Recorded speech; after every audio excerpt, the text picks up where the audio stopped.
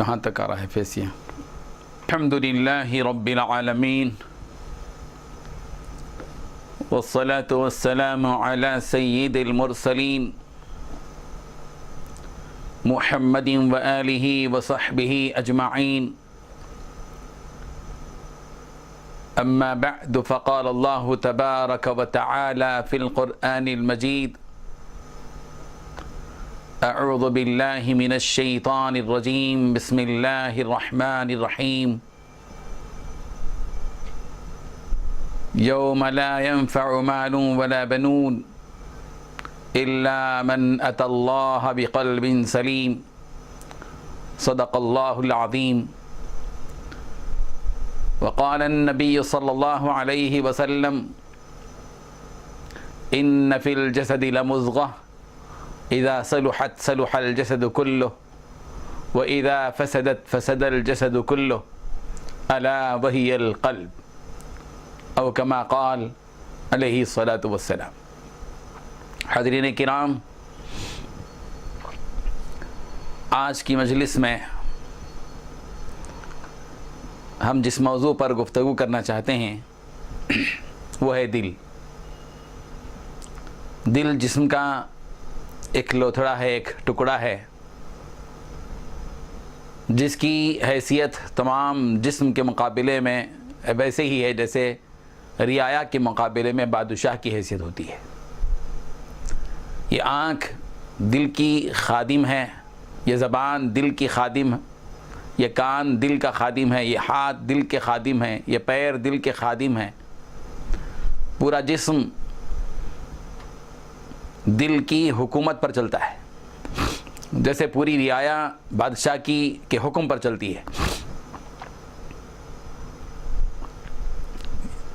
اسی لیے دل کو اللہ تبارک و تعالی نے نشانہ بنایا ہے۔ ان اللہ لا ينظر الى صورکم، اللہ تعالیٰ تمہاری صورتوں کو نہیں دیکھتے، بلکہ اللہ تعالیٰ کا جو ٹارگٹ ہے وَلَكِنْ يَنْظُرُ إِلَىٰ قُلُوبِكُمْ، اللہ تعالیٰ تمہارے قلوب کو دیکھتے ہیں، اللہ تعالیٰ دل کو ٹارگٹ بناتے ہیں۔ اسی لیے انما الاعمال بالنیات کہا گیا کہ اعمال کا دار و مدار، سارے اعمال کا دار و مدار نیت پر ہے، یعنی دل پر ہے۔ اللہ تعالیٰ پہلے دل کی کیفیت کو دیکھتے ہیں کہ جو کام وہ کر رہا ہے وہ کس کیفیت کے ساتھ، دل میں کس ارادے کے ساتھ کام کر رہا ہے۔ بعض کام بظاہر بہت اچھے ہوتے ہیں لیکن اس کے پیچھے اگر نیت خراب ہے تو وہ کام بھی خراب ہے۔ بعض کام بظاہر خراب لگتے ہیں لیکن حقیقت میں وہ اچھے ہوتے ہیں، اس لیے کہ اس کے دل کے اندر خیر ہوتا ہے، بھلائی ہوتی ہے، اچھی نیت ہوتی ہے۔ اعمال کا دار و مدار نیت پر ہے، یعنی دل پر ہے۔ ایک آدمی نماز پڑھے، اصل ظاہری چیز تو ایک رکوع ہے، سجدہ ہے، قیام ہے، قومہ ہے، ذکر ہے، سب کچھ ہے، لیکن اصل چیز جو اللہ تبارک و تعالیٰ اس کا جو مغز ہے وہ اس کا خشوع ہے، اس کا اخلاص ہے، اس کی نیت ہے، اور وہ دل ہے۔ دل کے اندر کی نیت وہ مطلوب ہوتی ہے اللہ تعالیٰ کو۔ ایک آدمی حج کرتا ہے، اتنا لمبا سفر کرتا ہے، ریاکاری کے بغیر، نام و نمود کے بغیر، کوئی دوسرے اور مقصد کو لیے بغیر اللہ کو راضی کرنے کے لیے حج کرتا ہے۔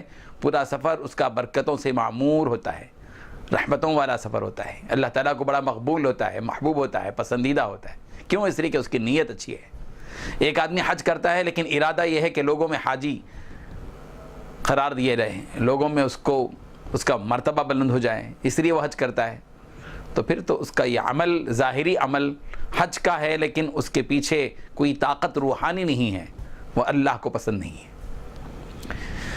اسی لیے نبی کریم حضرت محمد رسول اللہ صلی اللہ علیہ وسلم نے صحابہ کرام رضوان اللہ تعالی علیہم اجمعین کی تربیت کی تو اصل ان کے دلوں کو ٹارگٹ بنایا۔ دل کی نیت وہ بڑی اہم ہوتی ہے۔ اسی لیے سرکار دو عالم صلی اللہ علیہ وسلم نے ارشاد فرمایا، دیکھو ان فی الجسد لمضغہ، جسم میں ایک لوتھڑا ہے، ایک ٹکڑا ہے، اذا صلحت، جب وہ لوتھڑا اچھا ہو جاتا ہے، درست ہو جاتا ہے، اس کی اصلاح ہو جاتی ہے، صلح الجسد کلہ، پورا جسم درست ہو جاتا ہے۔ وَإِذَا فَسَدَتْ، اور اگر جسم کا یہ لوتھڑا اور ٹکڑا خراب ہو جاتا ہے، فَسَدَ الْجَسَدُ كُلُّهُ، پورا جسم خراب ہو جاتا ہے۔ الا وہی القلب، سنو خبردار، وہ ہے دل۔ دل اچھا ہے تو زبان اچھی ہے، دل اچھا ہے تو کان اچھے ہیں، دل اچھا ہے تو آنکھ اچھی ہے، دل اچھا ہے تو ہاتھ اچھے ہیں، دل اچھا ہے تو پیر اچھے ہیں۔ دل خراب ہے تو آنکھ بھی خراب، دل خراب ہے تو زبان بھی خراب، دل خراب ہے تو کان بھی خراب، دل خراب ہے تو ہاتھ بھی خراب، دل خراب ہے تو پیر بھی خراب۔ پورا جسم، پورے جسم کا دار و مدار دل پر ہے۔ نیت ہر چیز میں دیکھیے آپ، یہاں تک کہ کاروبار میں بھی دو آدمی شریک ہوتے ہیں، شرکت کے ساتھ پارٹنرشپ میں کاروبار کرتے ہیں، وہ کاروبار جس میں دونوں کی نیت اچھی ہوتی ہے وہ کاروبار آگے بڑھتا ہے، اور وہ کاروبار جس میں ایک کی بھی اگر نیت خراب ہو جائے تو کاروبار ٹھپ پڑ جاتا ہے۔ کیوں؟ اس لیے کہ نیت کا اعتبار ہے۔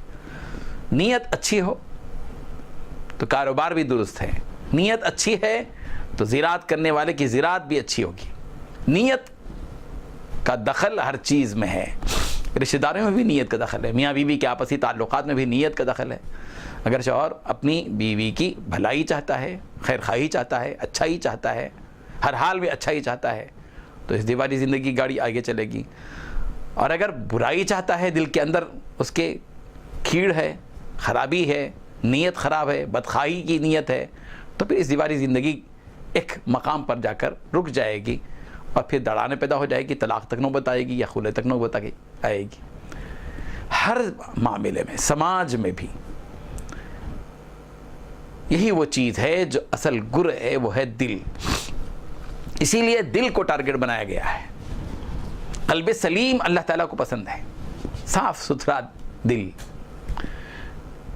یوم لا ينفع مال ولا بنون، وہ قیامت کا دن، جس دن نہ بچے کام آئیں گے، نہ مال کام آئے گا، کوئی چیز کام نہیں آئے گی، مگر اس دن جو چیز کام آئے گی وہ دل ہے۔ الا من اتى اللہ بقلب سلیم، مگر وہ شخص، اس شخص کو نفع ملے گا جو اللہ کے دربار میں قلب سلیم لے کر آئے گا، جس کے دل میں سلامتی ہے، وحدانیت ہے، شرک نہیں ہے، ایمان ہے، کفر نہیں ہے، بھلائی ہے، فسق و فجور نہیں ہے، یقین ہے، نفاق نہیں ہے،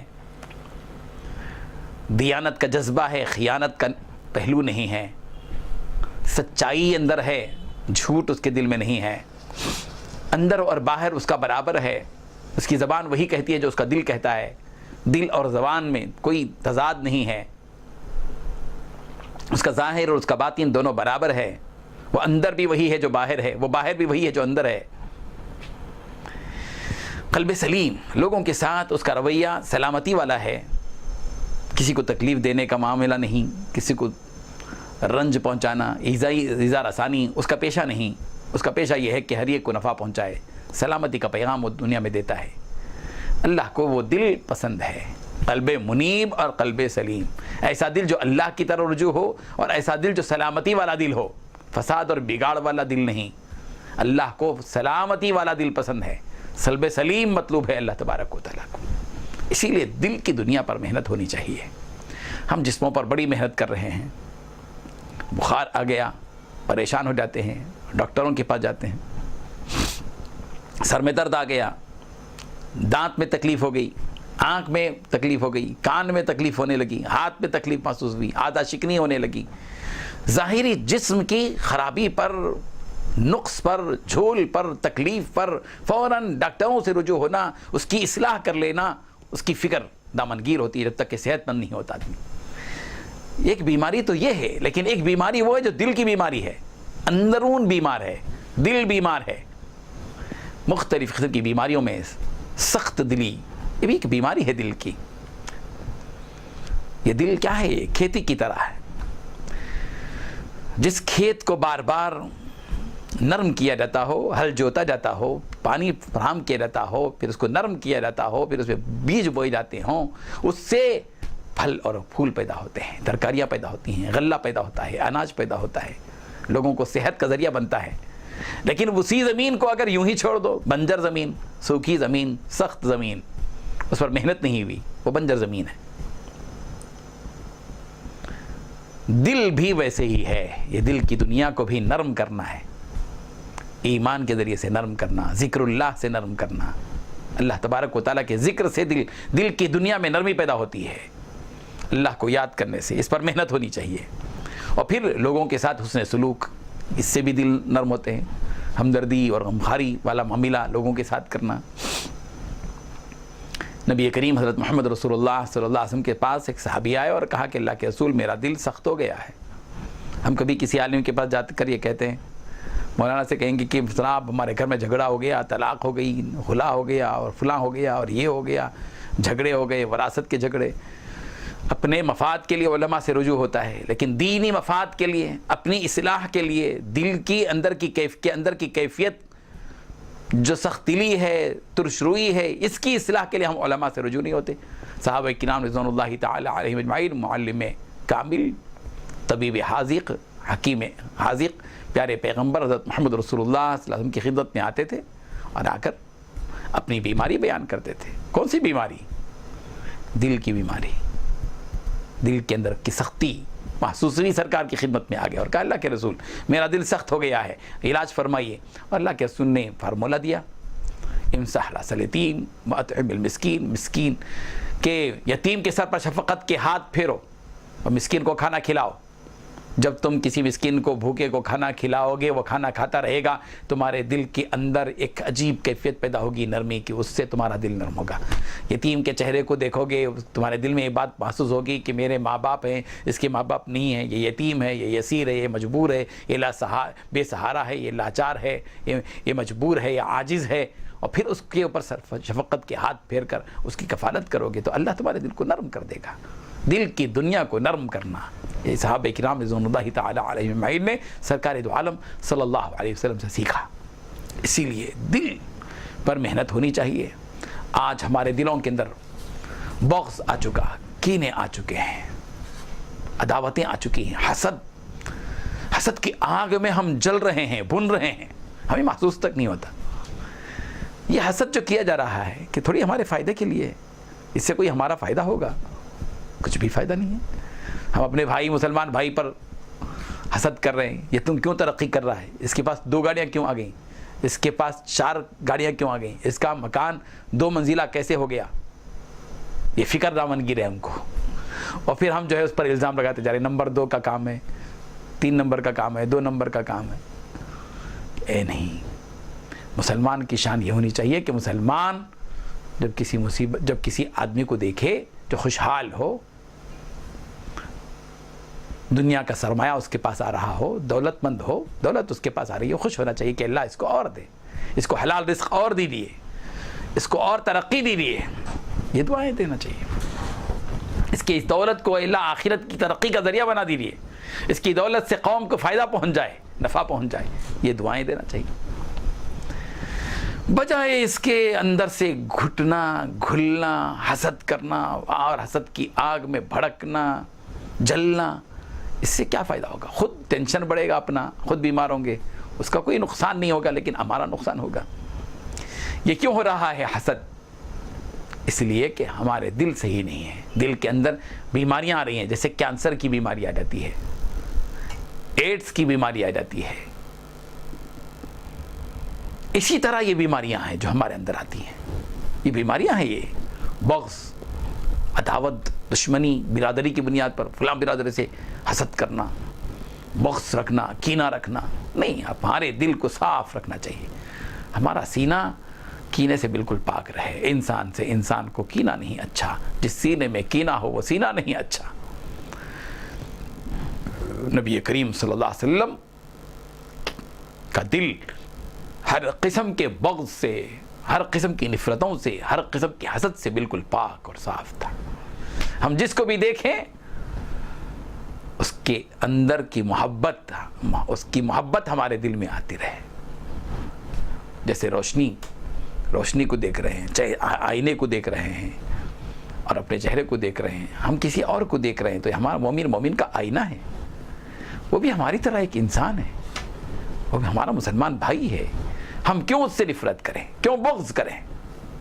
اس کی اجازت نہیں ہے۔ کونوا عباد اللہ اخوانا، تم سب اللہ کے بندے بن جاؤ، بھائی بھائی بن جاؤ۔ ایک دوسرے کے بھائی بن جانا. بھائی, سگے بھائی سے کوئی حسد کرتا ہے؟ سگا بھائی کوئی اپنے سگے بھائی سے بغض رکھتا ہے, عداوت رکھتا ہے؟ نہیں. حقیقی مسلمان کبھی اپنے سگے بھائی سے جیسے نفرت اور بغض نہیں رکھتا, اسی طرح ایک مسلمان دوسرے مسلمان سے جو ہے نفرت نہیں رکھے گا. آج اس کی شدید ضرورت ہے. آج حسد اور بغض رشتہ داریوں کے اندر, آج اقرب جس کو کہا گیا قرآن مجید میں الاقربین وہ ایتاء ذی القربہ, رشتہ داروں کا حق دو, رشتہ دار کو اقرب کہا گیا. الف قاف را اقرب, بہت زیادہ قریب. یعنی رشتہ دار کے مطلب کیا ہوتا ہے؟ عربی زبان میں رشتہ دار کے لیے جو لفظ استعمال کیا گیا ہے وہ ہے اقرب کا, الف سے, بہت زیادہ قریب, جس کو کیا جانا چاہیے, جو رہنا چاہیے ہمارے دلوں میں. لیکن آج ہم نے ان کو اقرب بنا دیا, بچھو بنا دیا, بچھو کی طرح. اور ہر رشتہ دار دوسرے رشتہ دار سے ایسے ڈر رہا ہے جیسے کسی بچھو سے ڈرتا ہے, سانپ سے ڈرتا ہے, زہریلا سمجھ رہا ہے. اس سے بہت ہم کو اس کا پورا لحاظ رکھنا چاہیے. پیارے پیغمبر صلی اللہ علیہ وسلم کا دل سب کے حق میں بالکل نرم تھا, محبتوں والا دل. محبتوں کو فروغ دینا چاہیے, سلامتی کو فروغ دینا چاہیے, ایک دوسرے کے احترام کو فروغ دینا چاہیے, ایک دوسرے کی ترقی پر خوش ہونا چاہیے. اسی لیے تو اپنے غیر حاضر بھائی کے غائب کے لیے غائبانہ دعا جو کی جاتی ہے وہ اللہ کو بڑی پسند ہے. اس کا کیا مطلب ہے کہ اللہ تبارک و تعالیٰ ایسی دعا کو بہت زیادہ جلد قبول کرتے ہیں جو اپنے مسلمان بھائی کے حق میں ہو, اور وہ موجود نہیں ہے لیکن اس کے حق میں دعا کر رہا ہے. ایک صاحب ہمارے سامنے نہیں ہے, وہ بہت دور رہتے ہیں, کہیں اور رہتے ہیں, لیکن ان کی یاد آ گئی, ان کے حق میں دعا کہ اللہ تعالیٰ ان کو صحت عطا فرما دیجیے. اگر وہ قید میں ہے تو اللہ تعالیٰ ان کو رہائی کر دیجیے. دل کی گہرائی سے دعا کرتا ہے, اللہ تعالیٰ اس دعا کو جلد قبول کرتے ہیں. اسی لیے دل کو صاف رکھا جائے, دل کو پاک رکھا جائے, دل کی تطہیر ہونی چاہیے. وہ یزکیہم, پیارے پیغمبر صلی اللہ علیہ وسلم کے جو منصب تھا, کیا تھا وہ؟ یتلو علیہم آیاتہ ویعلمہم الکتاب والحکمہ ویزکیہم. قرآن مجید کی تلاوت کرتے تھے سرکار صحابہ کے سامنے, کتاب اور حکمت کی باتیں بتاتے تھے سرکار, تعلیم دیتے تھے. ویزکیہم, اور تزکیہ کرتے تھے. یہ تزکیہ کیا ہے؟ یہ پاک کرنا. کس کو پاک کرنا؟ دل کی پاکی, دل کو پاک کرتے تھے سرکار. اس علم, ان علوم کے ذریعے سے جو قرآن مجید میں ہیں, احادیث شریفہ میں ہیں, اللہ کے رسول صلی اللہ علیہ وسلم قول خداوندی کے ذریعے اور اپنے اقوال اور ارشادات کے ذریعے سرکار صحابہ کرام کا تزکیہ کرتے تھے, پاکی اور صفائی کرتے تھے دلوں کو. دل پاک ہوتے ہیں, دل کا سیقل ہوتا ہے, دل کو صاف کرنا, جیسے لوہے کو صاف کرنے کے لیے سیقل استعمال کرتے ہیں, مختلف چیزوں کی صفائی کے لیے مختلف چیزیں استعمال کرتے ہیں, زنگ دور کرنے کے لیے گیس کا تیل استعمال کرتے ہیں. ویسے ہی دل صاف ہوتے ہیں اللہ کے ذکر سے. اللہ کو ذکر, اللہ کی بڑائی بیان کرتے رہو, غرور ٹوٹے گا, گھمنڈ جائے گا. اللہ کو بڑا مانو, اللہ کی تسبیح, اللہ کی پاکی, اللہ تعالیٰ کی حمد و ثنا بیان کرتے رہو, ذکر اللہ کرتے رہو. دلوں کا سیقل ذکر اللہ ہے. اللہ تبارک و تعالی ہم سب کو عمل کی توفیق عطا فرمائے. آمین. وآخر دعوانا ان الحمد للہ رب العالمین.